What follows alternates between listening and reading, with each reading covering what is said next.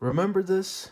If you don't, I don't blame you, but almost a year ago, I tried to fix this 5S that had this display, and, well, it should have been as easy as it is right now, but for some reason, whenever I swapped over a new display, it refused to work.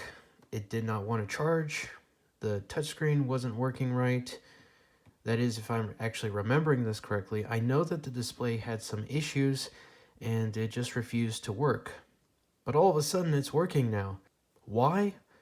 I have no idea. Your guess is as good as mine. The only thing that's different from then and now is that it's been sitting almost a year. I haven't touched it at all, and it's working now. Now, I'm not going to show the entire disassembly and reassembly.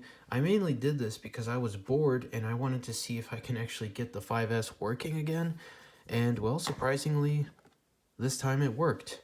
If you want to see the disassembly and reassembly, then I will leave a link to the original video. But what we're going to do in today's video is, well, obviously we have the display, but we still need to transfer over the home button because right now the original home button is still on this display, and without it, we won't be able to use Touch ID. So as an example, if we go to add a fingerprint, it says that it's failed. And in case you're wondering, like I was, I wanted to see if night shift was a thing, but this is actually on a early enough version of iOS 9 where it actually doesn't have night shift. So because of that, it really doesn't matter in this case. The battery seems to be charging just fine. Again, that was a problem with the initial repair attempt. I'm just going to take this as a win. I'm not going to question it.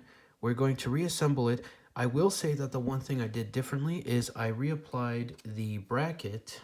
And if you're wondering why this bracket is here, it's actually from this 5S. But I reapplied the bracket for the battery, and since then it hasn't given me any issues.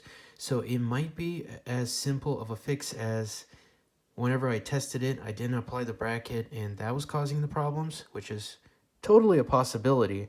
But I remember at the time I didn't have a lot of free time to do some troubleshooting. So we're going to rearrange some things. I'll get rid of this 5S. We're going to swap over the Touch ID button and enjoy this wonderful 5S, which is also in mint condition. Oh, and by the way, off camera, I will test out this 5S as well. This display does still work even though it's damaged. You can still view things on it. So I'm going to double check to see if this 5S does work. But from what I remember a very long time ago, it did not do anything.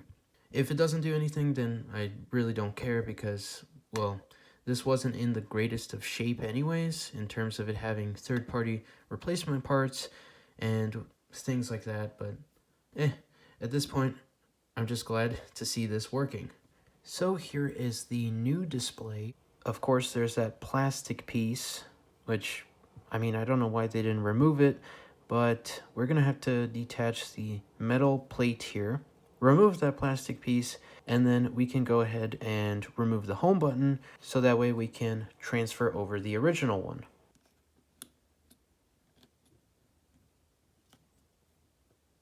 I think we actually need to remove the earpiece speaker first though, because it looks like there's a couple more screws. And with that, we should be able to just lift this up. I will give this a quick clean with some isopropyl alcohol.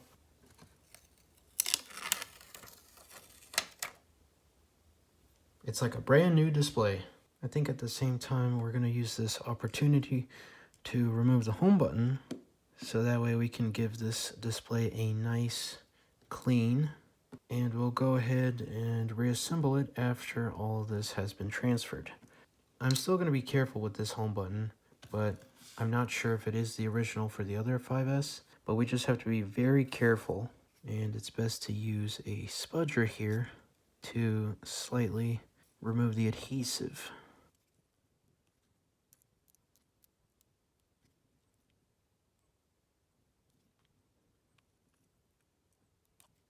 And just like that, our home button is free, and that definitely needs to be cleaned off. So the back plate is a little bit cleaner. It still doesn't look that great, but hey, it has been disinfected. Same goes for the home button area here. Should be good enough for the original home button. And I did give the rest of it a good cleaning. And just like that, we are done. Now, obviously, it took more than a couple of seconds, but here's the end result, and it's not half bad. It either looks good or it doesn't work at all. In this case, it looks very nice, and it does click. So I believe the physical home buttons actually are calibrated whenever they're brand new. And in this case, whenever I tightened down the bracket for the Touch ID button, it actually would not click. That is if you tighten it all the way. So what I did is I tightened it all the way, and then I slowly loosened up the screws just enough so that way I can actually get a nice click. Too much and it sounds terrible, and obviously if it's too tight, then it does not click at all. So in this case, obviously the screen is still smudgy, but we'll take care of that once it's installed. And the plastic piece is gone. It really didn't take that much time to do. We have a ready-to-go display to put back on this iPhone 5S. And just like that, everything is reconnected. But before we close it up, let's go ahead and make sure we did not break anything. And we got life. We've got the Apple logo. And what I've noticed, this being a 5S on iOS 9, it boots up really fast. Now, I'm sure it's nothing compared to an iPhone 6 or 6S on iOS 9, but regardless, this is really fast. We got the old control center, we got all the toggles here, brightness, everything seems to be working just fine. Obviously a little inconvenient considering it's open. And the most important thing, if we add a fingerprint, it works. The good thing about the 5S is that only the Touch ID sensor is paired to the phone. The display is not serialized, so going on into the future, if I get another 5S that has some sort of problem which can't be fixed, but the display is in good condition and it's a factory Apple display, then I most likely will swap it over to this one because this is obviously a third party and it's good enough for me to use this device, but obviously it would not have this plastic piece in between the metal bracket if it was a factory Apple display. It's not iOS 7, but at least we still have slide to unlock. So let's go ahead and close this up.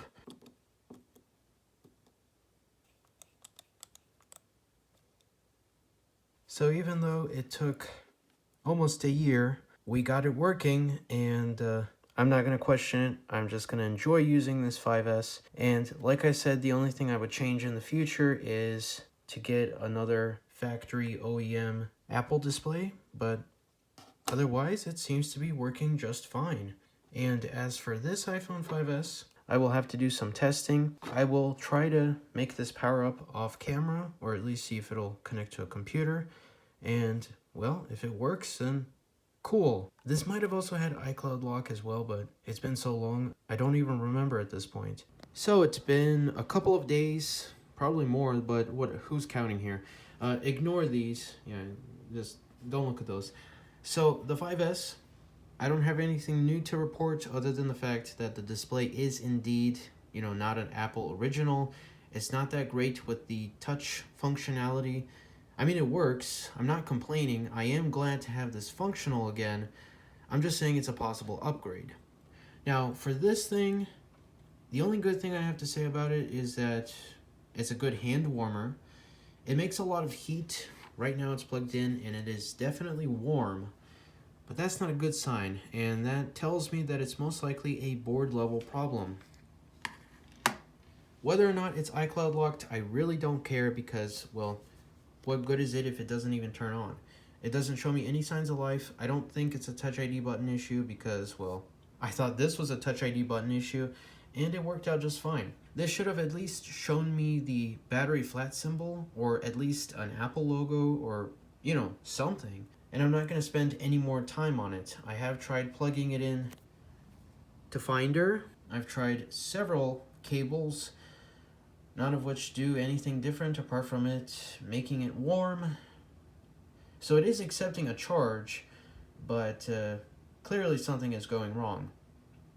Like I said though, because this thing has had its fair share of work in the past with third-party parts and who knows what else. It's not worth my time, and I'd rather just use this. So that's gonna wrap up today's video. Hopefully you guys enjoyed this, a happy ending that it took basically a year to get to, but at least it happened. I'm glad that this is functional. I'm never going to be updating this. I'll probably use it as a streaming device, like, okay, not streaming device, but like putting music onto here, maybe putting some videos or using the camera or whatever, you know, just using it as basically an overpowered iPod Touch or something. Lately, I've been getting more into music with these older devices, so I've been using a lot of these devices as iPods, including actual iPods, and basically just having fun with them instead of it just sitting around and whatever. So I'm probably going to do something similar with this, maybe put some apps on here or whatever. But the main point of today's video is that we got this working again. This is, pretty much what I thought would happen. Yeah, this happens last time, if I remember correctly. It didn't show me signs of life. It didn't do anything. So there's really nothing else I can do right now apart from, just use it for parts. I mean, it was useful, so that's going to be it for today's video. If you enjoyed it, then consider leaving a thumbs up. If you want to see more stuff like this, then consider subscribing. I know that there have been lots of breaks in the past. Here's hoping the channel will continue full steam ahead. Again, I'm not guaranteeing anything, but I would like things to change very soon. Thank you very much for watching, and as always, I'll see you in the next one.